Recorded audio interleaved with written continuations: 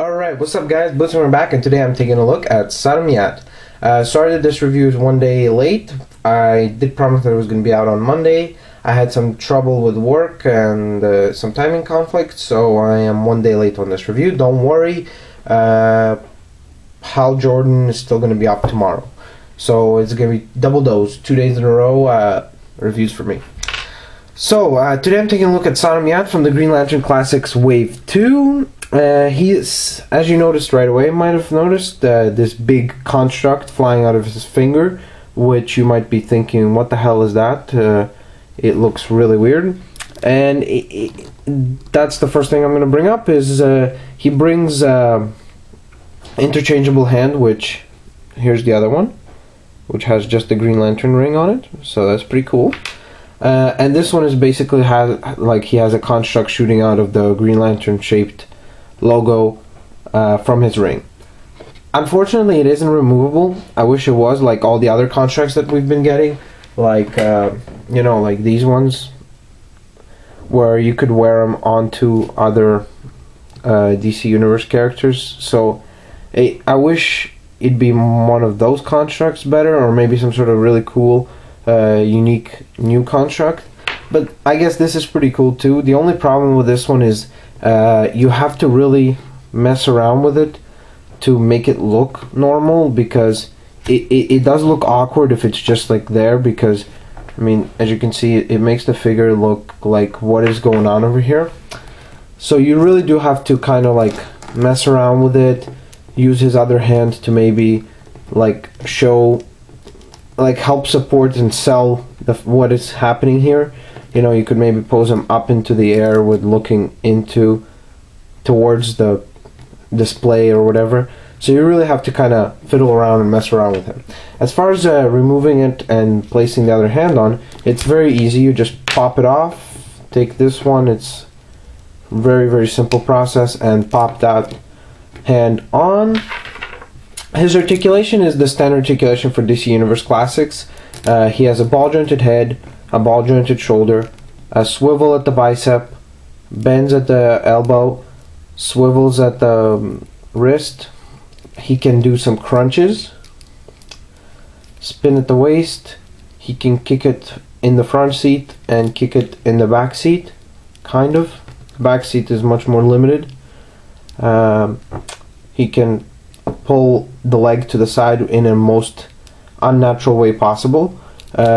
He can, well actually no, this is the most unnatural way possible. Joint here, a joint above the knee. Then of course he has a joint at the knee, which I do like how that works for the DC Universe figures, because it is a single point, but it kind of gets a really nice and deep joint. And then he also moves at the ankle. So very well articulated figures, as these DC Universe Classics are always. But I do have some slight complaints. So first off, number one complaint is lack of accessories. I used to ignore that factor when we were getting a lot of mainstream characters and things like that, and like where we would get Batman or Superman, and those guys come with a cape, or you'd feel like you're getting your money's much worth. But with these guys, as I'll bring some more guys here into the shot, as you can see Hal Jordan right here, and John Stewart over here I have.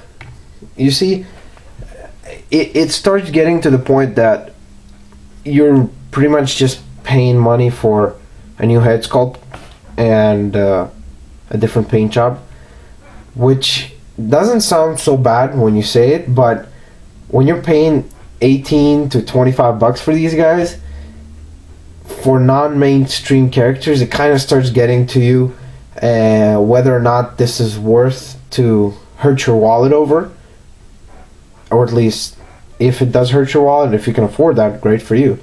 But I definitely think that this is something that a lot of people aren't addressing in the DC Universe Classics collectors, who are just collecting the figures but are not really kind of addressing how these figures should come with some more accessories, especially when you take, like, when I buy a DC Direct figure, like I bought Necron, he comes with a scythe, and he's a unique sculpt from top to bottom, and he cost me less than Sodam Yat.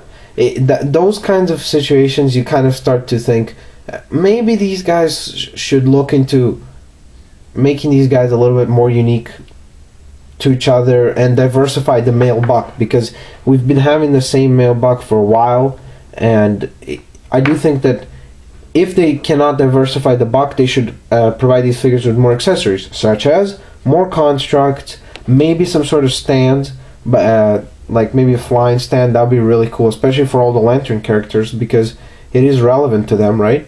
So I think that Mattel definitely needs to start expanding on this line if they want to, personally, me, to keep me interested, because I feel like I can spend either a little more and get something really, really awesome from like Japan, where it has amazing articulation and a bunch of accessories, and from top to bottom usually a really well done figure, or I could spend a little bit less, get a little bit less articulation, but get a unique sculpt with like a DC Direct or any of these other figures. So that's pretty much as far as that goes. Sorry about that little rant. I still do really like the fact that, as you can see right here, these guys do have unique Green Lantern logos, and they do all, if you noticed, have different suits for their Green Lantern. Like the patterns are much more different. His hands are black. He has, well, this is awkward.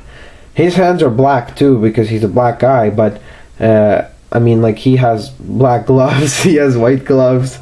That was awkward. But what I mean is that, as you can see, all of them have some sort of unique dress up costume. There we go, that's the word. A unique costume to which symbolizes themselves or represents them as a unique Green Lantern character.